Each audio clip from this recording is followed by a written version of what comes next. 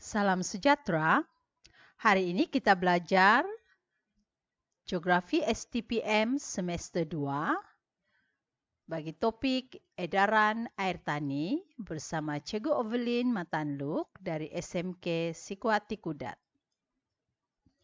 Topik pembelajaran kita pada hari ini yang pertama ialah berkaitan dengan air tani, kedua sistem akuifer dan yang ketiga pergerakan air tani. Topik pertama yang kita akan belajar ialah air tani. Apakah yang dimaksudkan dengan air tani? Air tani ialah jasad air yang tersimpan di dalam batuan telap air yang dikenali sebagai akuifer. Hasil daripada resapan air hujan atau cairan salji ke dalam tanah. Sumber air tani pula didapati daripada 4 sumber utama, iaitu yang pertama daripada air hujan, yang kedua daripada cairan salji, yang ketiga daripada air galian, iaitu air yang tersimpan dalam ruang antara batuan mendak semasa proses pembentukan batuan mendak. Dan sumber air tani yang keempat ialah air muda. Air muda adalah air yang berasal daripada magma gunung berapi dan kosmik yang bercampur dengan air bumi. Seterusnya kita akan belajar 5 proses faktor yang mempengaruhi proses resapan atau infiltrasi. Faktor-faktor proses resapan atau infiltrasi yang pertama ialah sifat tani itu sendiri. Sifat tani seperti jumlah liang pori, struktur atau susunan partikel tani, komposisi dan saiz partikel tani, dan juga lembapan tani. Faktor kedua yang mempengaruhi proses resapan ialah faktor hujan. Di bawah faktor hujan terdapat 3 faktor kecil iaitu intensiti hujan, tempo hujan dan juga kekerapan hujan. Faktor ketiga pula ialah letupan tumbuhan. Faktor keempatnya ialah ciri-ciri batuan dan faktor yang terakhir ialah aktiviti manusia. Di bawah aktiviti manusia terdapat beberapa faktor kecil seperti aktiviti pembinaan, aktiviti pembalakan, aktiviti perlombongan, dan aktiviti pertanian. Seterusnya, mari kita belajar berdasarkan contoh soalan. Contoh soalan yang kita akan bincangkan ialah sejauh manakah faktor tani mempengaruhi proses infiltrasi. 13 markah. Bagi soalan ini, kita perlu kenal pasti dahulu pokok soalan, yaitu pokok soalannya ialah sejauh manakah. Bagi soalan sejauh manakah, pelajar perlu jawab pro dan kontra.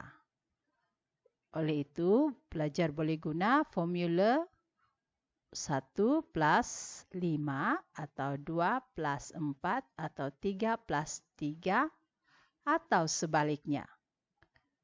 Apakah maksud pro? Pro maksudnya adalah pokok soalan atau kehendak utama soalan yaitu faktor tani. Seperti yang kita bincangkan tadi, faktor tani terdiri daripada beberapa faktor kecil. Jadi, untuk bahagian pro ini, faktor-faktor kecil dalam faktor tani akan menjadi faktor utama, menjadi fakta ataupun isi. Jadi di sini faktor tani yang pertama ialah jumlah liang pori. Yang kedua ialah susunan partikel tani dan yang ketiga ialah saiz partikel tani. Kontra pula adalah faktor lain selain daripada faktor tani. Contohnya ialah hujan, letupan tumbuhan, dan juga ciri batuan. Seterusnya, dalam soalan ini juga terdapat perkataan mempengaruhi. Jika soalan mempunyai perkataan mempengaruhi, pelajar perlu nyatakan istilah sama ada meningkat atau menurun. Dan untuk soalan sejauh manakah, pelajar perlu membuat penegasan. Penegasan boleh dibuat di bahagian pengenalan, perantaraan antara fakta pro dan kontra, atau di bahagian kesimpulan. Mari kita lihat contoh jawapan bagi soalan yang kita bincangkan tadi. Contoh jawapannya yang pertama ialah jumlah liang pori. Contoh huraiannya ialah tani yang mempunyai peratus liang pori yang banyak seperti batu kapur meningkatkan kadar infiltrasi. Ini contoh huraian bagi jumlah liang pori. Seterusnya, contoh jawapan yang kedua ialah struktur partikel tani. Contoh huraiannya ialah partikel tani yang tersusun longgar seperti tani pasir adalah lebih poros, menyebabkan kadar infiltrasi meningkat. Dan contoh jawapan yang ketiga ialah komposisi partikel tani. Partikel tani yang terdiri daripada pelbagai jenis dan saiz seperti campuran bongkar batuan, kerlikir, dan sebagainya meningkatkan kadar infiltrasi. Mari kita lihat contoh jawapan yang keempat, kelima, dan keenam. Contoh jawapan yang keempat ialah faktor hujan. Jika kita lihat soalan ini, jawapan ini, contoh jawapan keempat, kelima, dan keenam sebenarnya adalah daripada faktor lain selain daripada faktor tani. Jadi faktor keempat ialah faktor hujan. Huraiannya, hujan yang turun dalam tempoh yang lama meningkatkan kadar infiltrasi. Yang kelima pula ialah letupan tumbuhan. Kawasan hutan yang tebal seperti hutan prima menyebabkan kadar infiltrasi meningkat kerana banyak kanopi tumbuhan yang memintas jatuhan air hujan. Dan contoh jawapan yang keenam ialah ciri-ciri batuan. Batuan yang mempunyai lebih banyak ira atau rekahan akan menyebabkan kadar resapan meningkat. Seterusnya, kita lihat pula contoh penegasan. Di sini, cikgu menggunakan contoh penegasan menggunakan cara kesimpulan. Oleh itu, contoh penegasan kesimpulan ialah kesimpulannya, faktor tani adalah penyumbang utama kepada peningkatan kadar infiltrasi. Bagaimanapun, terdapat faktor lain iaitu faktor hujan, letupan tumbuhan, dan ciri batuan yang turut mempengaruhi kadar resapan. Okey, seterusnya kita lihat pula contoh soalan yang kedua. Contoh soalan yang kedua ini menggunakan pokok soalan huraikan. Bagi soalan huraikan, cara menjawabnya adalah satu isi, dua markah. Satu markah untuk fakta, satu markah pula untuk huraian. Dan soalan ini meminta 3 faktor yang mempengaruhi keporosan tani. Jadi faktornya kita senaraikan sahaja semua faktor-faktor yang mempengaruhi keporosan tani. Contohnya ialah susunan atau partikel tani, komposisi partikel tani, saiz liang pori, jenis tani, dan kelembapan tani. Dan soalan ini juga mempunyai perkataan mempengaruhi. Bererti pelajar perlu nyatakan istilah sama ada meningkat ataupun menurun. Seterusnya kita lihat cadangan jawapan bagi soalan tadi. Fakta yang pertama, contohnya ialah susunan atau struktur partikel tani. Jadi, huraian pelajar bolehlah mengatakan berkaitan dengan padat atau longgar. Komposisi partikel tani pula, contoh huraiannya ialah mengaitkan dengan campuran heterogen atau sejenis atau homogen. Bagi saiz liang pori pula, dalam huraian bolehlah besar atau kecil. Dan bagi fakta jenis tani, bolehlah pelajar gunakan huraian sama ada tanah liat atau tanah pasir. Dan contoh cadangan jawapan yang terakhir ialah kelembapan tani, yaitu tanah lembap atau tani kering. Kita sudah belajar tadi berkaitan dengan sumber air. Seterusnya kita akan belajar sistem akuifer dalam bahagian kedua. Apakah yang dimaksudkan dengan sistem akuifer?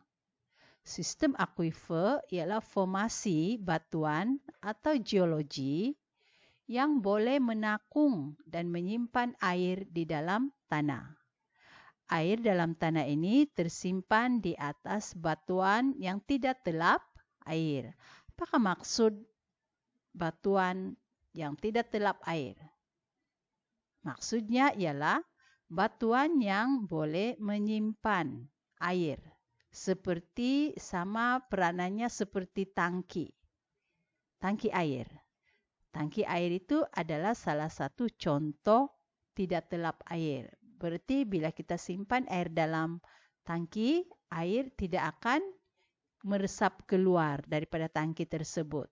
Jadi maksudnya batuan yang tidak telap air ini ialah batuan yang berupaya menyimpan air di dalamnya. Kita sudah belajar definisi sistem akuifer.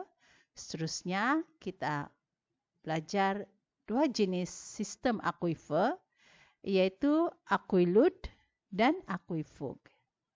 Sistem aquilud ini adalah formasi batuan yang boleh menyimpan dan bertindak sebagai konduit untuk air tersebut mengalir sebagai aliran air bawah tanah. Jenis sistem akuifer yang kedua ialah aquifug. Aquifug ini ialah formasi batuan yang hanya boleh menyimpan air tetapi tidak membenarkan air yang disimpannya mengalir. Seterusnya, kita sudah belajar jenis-jenis akuifer. Seterusnya kita belajar jenis-jenis air tani. Jenis-jenis air tani ialah air tani tertutup ataupun keseluruhan akuifer yang dikurung oleh lapisan tidak telap air. Seterusnya yang kedua ialah jenis air artois. Air artois ini ialah simpanan air tani yang terdapat di kawasan lebih tinggi daripada permukaan lembangan saliran. Jenis air tani yang ketiga ialah air tertekan. Air tertekan ialah air dalam akuifer yang diliputi oleh lapisan tidak telap air. Jenis air tani yang keempat ialah air bebas. Air bebas ialah air yang tiada lapisan tidak telap air di atasnya. Dan jenis air yang kelima ialah air tenge. Air tenge ialah air dalam zon tepu yang terbentuk di atas satu kanta yang tidak telap air. Kita sudah belajar jenis-jenis air tani. Seterusnya kita belajar ciri-ciri akuifer. Ciri-ciri akuifer yang pertama ialah keporosan.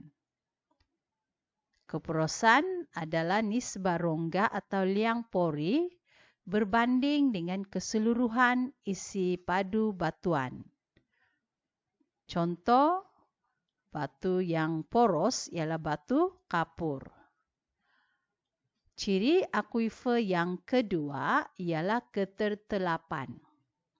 Ketertelapan merujuk kepada keupayaan sesuatu jenis batuan untuk memindahkan air atau membenarkan air mengalir melaluinya. Batuan yang dianggap tidak telap air jika membenarkan air mengalir melaluinya. Contohnya ialah batu kapur. Ciri akuifer yang ketiga pula ialah penahan tentu. Penahan tentu ialah satu ukuran tentang keupayaan batuan menahan atau mengekalkan air selepas ketepuan dicapai. Dan ciri akuifer yang keempat ialah pekali keterusan. Pekali keterusan merujuk kepada keupayaan akuifer untuk mengalirkan air melalui satu unit ketebalan akuifer. Dan ciri akuifer yang terakhir ialah pekali simpanan. Pekali simpanan merujuk keupayaan akuifer untuk mengeluarkan isi padu air pada satu masa tertentu. Jadi, kapasiti air yang tersimpan dalam akuifer adalah merupakan stok air masa depan. Topik terakhir yang kita akan belajar ialah pergerakan air tani.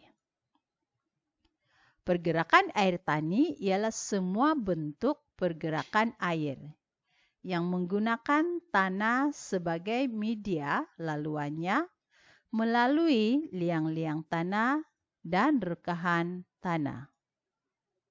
Jenis-jenis pergerakan air tani ialah yang pertama larian air permukaan, kedua resapan, ketiga akuifer, keempat aliran air bawah tanah, kelima simpanan air tani, dan keenam ketelapan.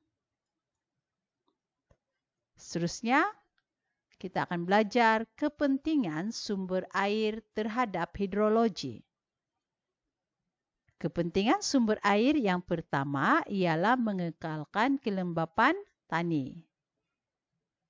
Ini membolehkan proses sejat peluhan berlaku dari lembapan tani ke atmosfera. Kepentingan yang kedua ialah membekalkan kelembapan udara. Membolehkan proses sejat peluhan berlaku daripada lembapan tani ke atmosfera. Dan kepentingan yang terakhir ialah bekalan air. Sumber air kepada sungai, tasik, kolam, paya dan ke laut. Seterusnya, kita akan belajar faktor-faktor yang mempengaruhi simpanan air tani. Terdapat 4 faktor yang mempengaruhi simpanan air tani, yaitu yang pertama ialah liputan tumbuhan, yang kedua ciri-ciri sistem akuifer, yang ketiga faktor jumlah dan sifat hujan, dan yang keempat ialah aktiviti manusia. Seterusnya kita akan membincangkan contoh-contoh soalan. Contoh soalan ialah huraikan 3 ciri fisiologi tumbuhan yang mempengaruhi proses sejat peluhan. Jadi bagi contoh soalan ini, huraikan bererti 1 fakta 2 markah. Kehendak soalan pula ialah ciri fisiologi tumbuhan. Dan sekali lagi terdapat perkataan mempengaruhi. Oleh itu, pelajar perlu menggunakan istilah meningkat ataupun menurun. Contoh jawapan, saiz daun. Contoh huraian ialah saiz daun yang besar menyebabkan kadar sejat peluhan meningkat kerana semakin besar permukaan daun yang mengalami sejat peluhan. Contoh jawapan yang kedua ialah orientasi daun. Orientasi daun atau kedudukan sama ada menghadap atau terlindung daripada sinaran matahari. Daun yang menghadap sinaran matahari mengalami kadar sejat peluhan yang tinggi. Dan contoh jawapan yang ketiga ialah saiz liang stoma daun.